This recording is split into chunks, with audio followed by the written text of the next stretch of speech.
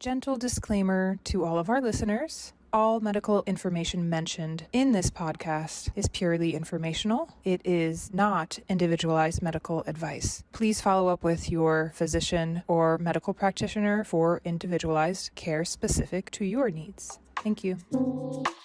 This episode is a special episode because it is a live recording of my presentation at EndoFound's 15th Annual Patient Symposium, Endometriosis 2024. And at this event, it was the Together for Tomorrow event.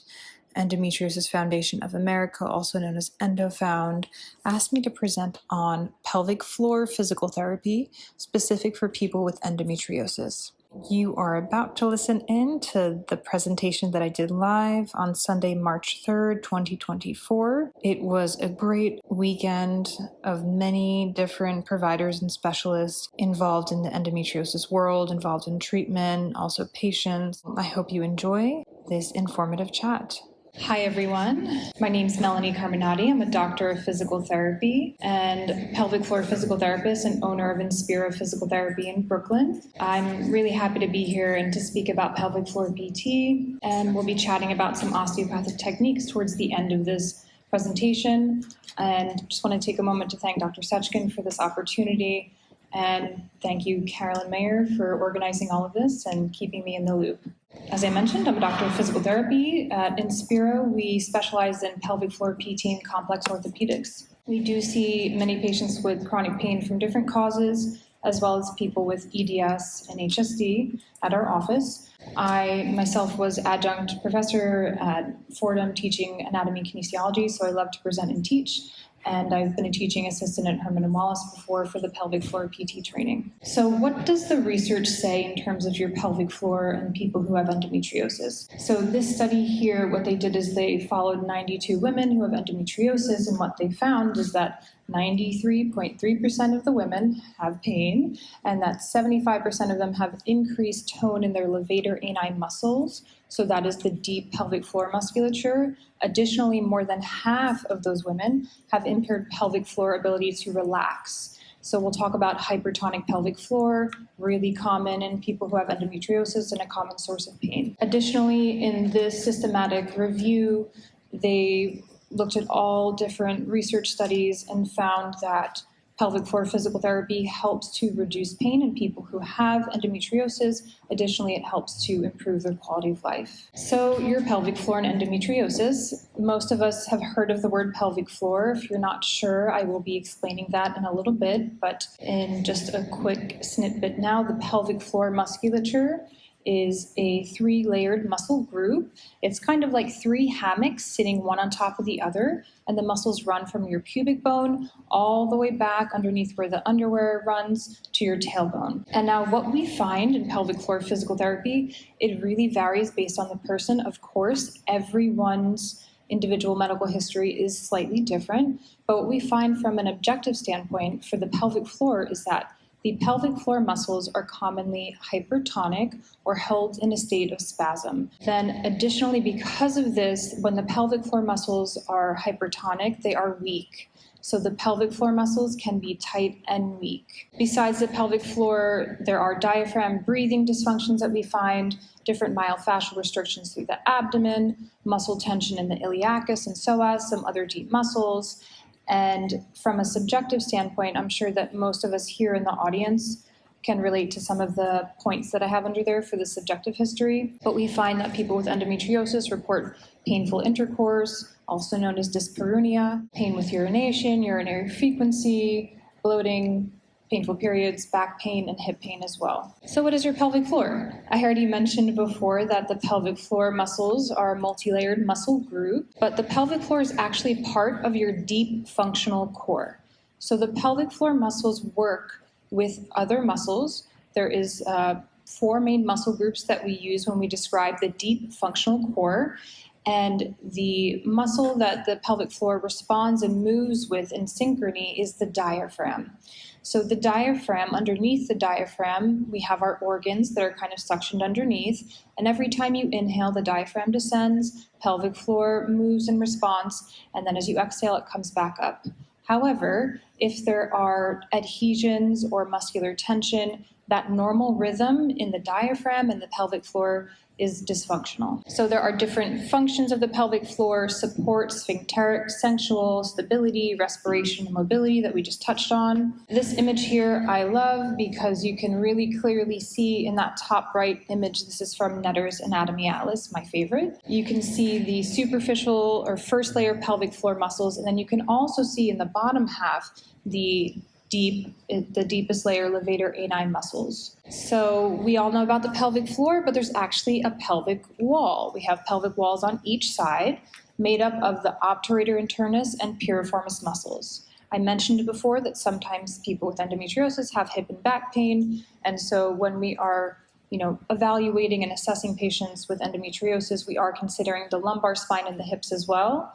And these muscles, the pelvic wall muscles, they help with pelvic stability, but also are involved in rotation of your hip. What you can expect from a pelvic floor physical therapy assessment. The first thing we're going to do is talk a lot. There's a lot to cover. We're going to talk about your history in terms of sexual function, urinary function, bowel, if there's any sexual traumas that we need to bring up. We will also talk about exercise, sleep, fatigue, energy levels, all of that, so we have a full understanding. If you have had any surgeries, we will obviously talk about that as well. If you are planning on surgery, we will talk about that. And then from the physical assessment, we will look at you holistically. So we are one person, one body, so we will look at you from head to toe, see how your posture is, assess your walking pattern, check your abdomen, check through the hips, check the lumbar spine.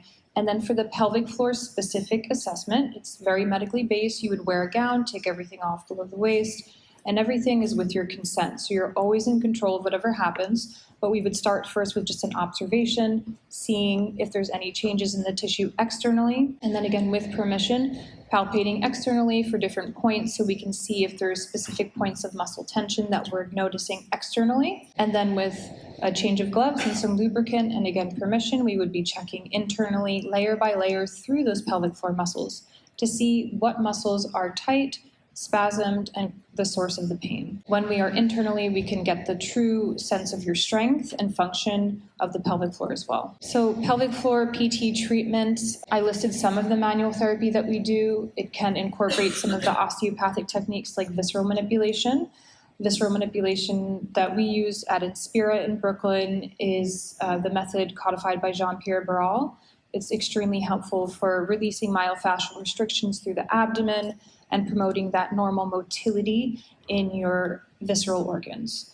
Additionally, we'll do any external and internal pelvic floor manual therapy that's needed. Depending on the person, we might prescribe dilators or wands. For neuromuscular reeducation, if we are speaking specifically to hypertonic pelvic floor, we will first work on down training of the muscles, getting the muscles to relax fully.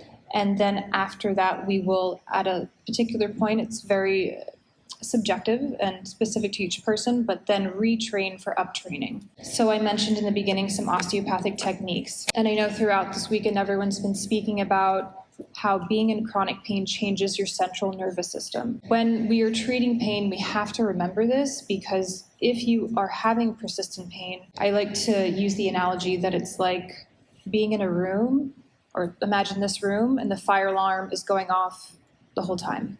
Sometimes you might have breaks, but understandably, that would change your mindset and how you are operating in your life. So being able to address the central nervous system first is crucial. So we use different osteopathic techniques like craniosacral therapy, vagus nerve manual therapy, visceral manipulation to downregulate the nervous system before we do any of the other manual therapy. At our office, we use wind-back to car therapy. It's a form of radio frequency. There are other devices that do this. I know in Europe there are many others. Wind-back is the one that I'm most familiar with in the United States. It is FDA approved, and it's being used at Johns Hopkins pelvic floor program as well. But when we use the radio frequency, the therapist will wear a bracelet on their forearm, and the radio frequency current actually is transmitted through our hand. So when we do the internal or external pelvic floor manual therapy, the current is transmitted into the pelvic floor. For the patient, it just feels like a warming sensation, so it's actually kind of nice. And if we are treating hypertonic pelvic floor, it helps the muscles to relax and lengthen, and we see longer term benefits of the manual therapy when we use it. We did a case study on it. It's on our website if you want to read the whole thing. I'm just going to mention that it is extremely helpful for dyspareunia as well. In terms of exercise considerations, just putting this up there just to mention diaphragm breathing, relaxation, meditation, pelvic floor stretching that we mentioned before, core re-education. And then because I'm fully certified in Pilates and we use Pilates in our office, spinal mobility is tremendous, especially after we do visceral manipulation or any kind of manual work. And obviously, there are many providers who have presented over this weekend, so you all are aware of this, but I encourage you to find your team of providers. It takes a team. This is a multi-system disease, and it is really important to have a team that's collaborative as well. So I know for myself, I'm always checking in with my patients' physicians or healthcare providers, whoever they are, even movement practitioners that they work with, just so we're all on the same page.